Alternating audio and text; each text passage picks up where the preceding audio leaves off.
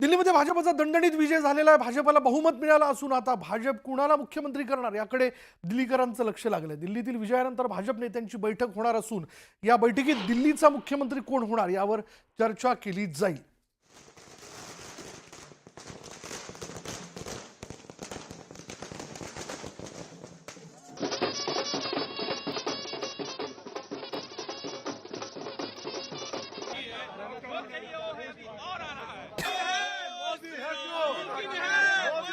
जय श्री राम जय श्री राम जय श्री राम नरेंद्र मोदी जी जिंदाबाद जिंदाबाद जिंदाबाद। दिल्ली विधानसभा निवडणुकीत आम आदमी पार्टीची विजयाची हॅट्रिक हुकल्याचं आपण बघतो. या निवडणुकीत आपच्या दिग्गजांना पराभवाचा धक्का बसलेला आहे. आपचे माजी मुख्यमंत्री अरविंद केजरीवाल, मनीष सिसोदिया, सत्येंद्र जैन, सौरभ भारद्वाज, सोमनाथ भारती हे दिग्गज नेते पराभूत झालेत. माजी मुख्यमंत्री आतिशी यांना वगळता आपच्या इतर मोठ्या नेत्यांना जनतेने नाकारलंय. भाजपने आपच्या मोठ्या नेत्यांनाही पराभवाची धूळ चारली आहे. त्यामुळे आपच्या मोठ्या नेत्यांचा म्हणजे दिग्गज नेत्यांचा पराभव झाल्याचं आपण बघतोय. ज्यामध्ये अरविंद केजरीवाल आहेत, मनीष सिसोदिया आहेत, सत्येंद्र जैन आहेत, सौरभ भारद्वाज आहेत, सोमनाथ भारती आहेत. यांचा पराभूत झाल्यामुळं आपण पाहतोय की आता आम आदमी पार्टीला किती मोठा धक्का बसला किंवा जनतेने त्यांना कशा पद्धतीने नाकारलंय हे यावरनं कळून येतंय. पण यामध्ये एकच अपवाद ठरले नेते, ते म्हणजे माजी मुख्यमंत्री आतिशी यांना आपला मतदारसंघ राखण्यात यश मिळालेलं आहे. त्यांचा मात्र अगदी निसटता विजय झाला असं आपण म्हणूयात. पण मोठ्या नेत्यांना भाजपने पराभवाची धूळ चारल्याचं आपण पाहतोय.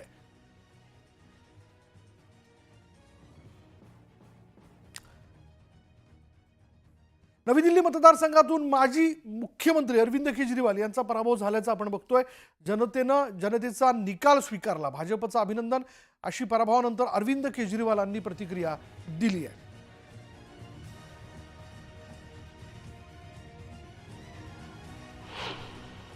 आज दिल्ली के चुनाव के नतीजे आए हैं और जनता का जो भी निर्णय है, जनता का जो भी फैसला है, उसे हम पूरी विनम्रता के साथ स्वीकार करते हैं.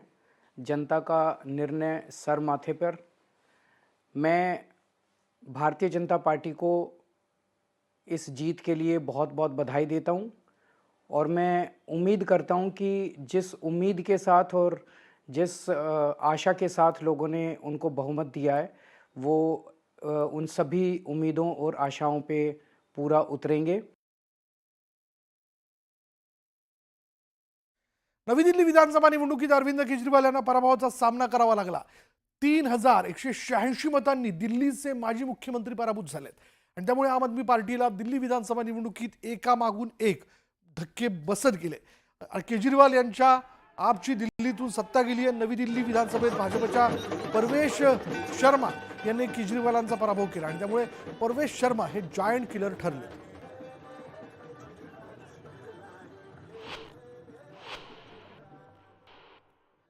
देखिए, हमारी तो पहली प्राथमिकता में यहाँ की महिलाओं को 2500 रुपये का हमने वायदा किया है. हमने सारे करप्शन के ऊपर में SIT का गठन करने की बात करी थी. हमने यमुना रिवर फ्रंट बनाने की बात करी थी.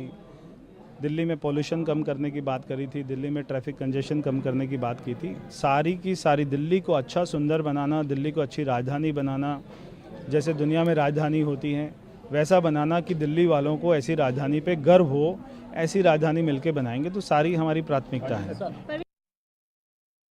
प्रधानमंत्री जी के साथ में चलकर काम कर पाएगी.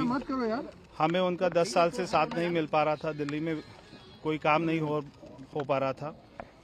मगर ये जो सरकार बन रही है दिल्ली में, ये प्रधानमंत्री जी के विजन को दिल्ली में लेके आएगी. तो मैं प्रधानमंत्री जी का धन्यवाद करता हूँ कि उन्होंने अपना समय दिया और मैं ये जीत का श्रेय प्रधानमंत्री नरेंद्र मोदी जी को देता हूँ.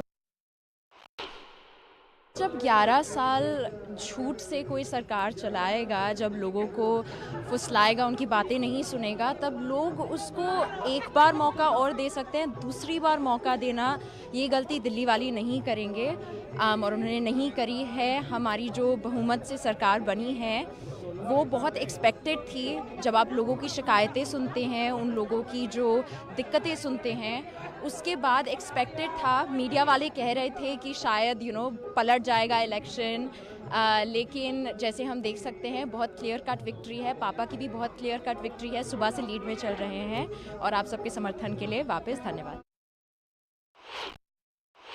सब बहुत टेंस थे, लेकिन जैसा हम तीनों ने 4 दिन पहले भी बोला था, बहुत क्लियर कट विक्ट्री आएगी, बस सही वक्त का इंतज़ार था। दिल्ली वाले समझ गए कौन उनका मजाक उड़ा रहा है, कौन उनकी भावनाओं के साथ खेल रहा है। इस बार दिल्ली ने झूठ को विक्ट्री नहीं दी। जनतेचा निकाल स्वीकारलेला असून भाजप विरोधात युद्ध सुरू असणार आहे अशी प्रतिक्रिया दिल्लीच्या माजी मुख्यमंत्री आतिशी यांनी दिली आहे. मैं कालकाजी विधानसभा की जनता का धन्यवाद करना चाहती हूँ जो उन्होंने मुझ पर भरोसा दिखाया। मैं अपनी पूरी टीम का धन्यवाद करना चाहती हूँ जिन्होंने बाहुबल, गुंडागर्दी, मार पिटाई का सामना भी करते हुए ज़मीनी स्तर पे मेहनत करी और जनता तक पहुँचे। बाकी दिल्ली की जनता का जनादेश है, हमें जनादेश स्वीकार है। ये मैं अपनी सीट जीती हूँ, लेकिन ये जीत का समय नहीं है, ये जंग का समय ही है। जंग जारी रहेगी भारतीय जनता पार्टी के खिलाफ, उनकी तानाशाही और उनकी गुंडागर्दी के खिलाफ।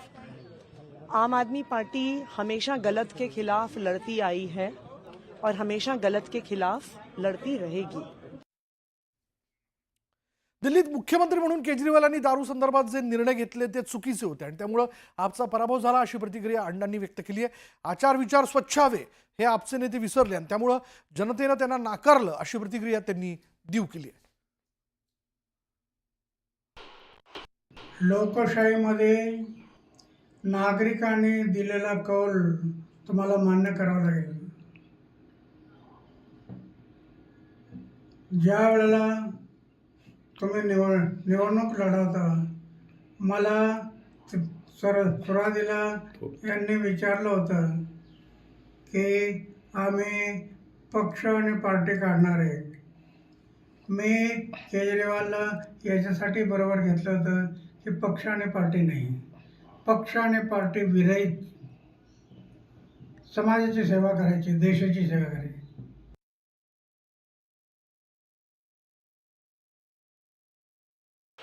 और आखिर शराब के बारे में उन्होंने एक मुद्दा उठाया कि शराब की दुकान, उसमें शराब के बात क्यों आ गई? पैसा, धन और दौलत इसमें बह गया है और इसके कारण, इस शराब के कारण वो बदनाम हो गया। इसके कारण लोगों को भी एक मौका मिला कि ये चारित्र के बारे में बोलता है और दूसरे बारे में शराब की बात बता। मैं पहले से बता रहा हूँ, आचार को शुद्ध रखो, विचार को शुद्ध रखो, वो उनके दिमाग में नहीं रहा और इसके कारण आज वो इलेक्शन में हार गए, कम वोटिंग हुई है। राजनीति में आरोप प्रत्यारोप होते रहते हैं, लेकिन जब आरोप होते हैं तो ये आरोप कैसे गलत है वो जनता को दिखाना जरूरी है कि ये मेरे ऊपर जो आरोप हुआ ये गलत है। ये साबित करना पड़ता है। जो साबित होगा तो कोई नहीं बिगाड़ सकता है। वो सच हमेशा सच होता है, झूठा हमेशा झूठ होता है।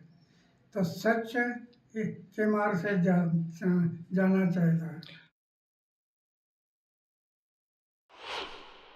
वे सब आम आदमी पार्टी के लाखों करोड़ों कार्यकर्ता जो अन्ना आंदोलन से आए, जिनके बहुत ही निश्चल, निष्पाप और बड़े भारत की राजनीति को बदलने के सपने की हत्या एक निर्लज्ज, नीच, मित्रहंता, आत्ममुग्ध और चरित्रहीन व्यक्ति ने की, उसके प्रति तो क्या संवेदना। दिल्ली को उससे मुक्ति मिली और मैं ये जानता हूँ कि अब जो आम आदमी पार्टी में लोग बच गए थे सत्ता के लोभ में, लालच में, पदों के लिए, उस पैसे के चक्कर में, वे सब भी अब वापस जाएंगे, लौटेंगे, कुछ अपने व्यवसायों में लौटेंगे, कुछ पार्टियों में चले जाएंगे और पतन यहाँ से प्रारंभ हुआ है उन लोगों का।